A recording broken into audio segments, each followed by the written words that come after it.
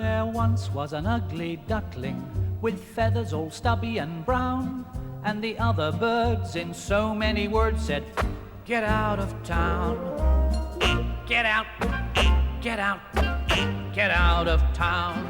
And he went with a quack and a waddle and a quack in a flurry of eider down.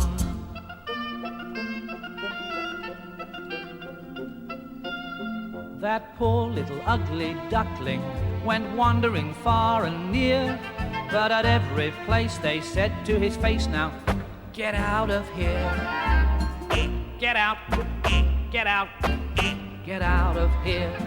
And he went with a quack and a waddle and a quack and a very unhappy tear.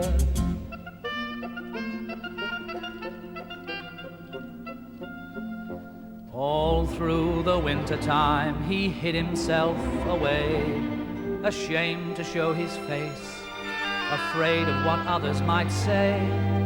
All through the winter in his lonely clump of weed, till a flock of swans spied him there and very soon agreed, "You're a very fine swan indeed."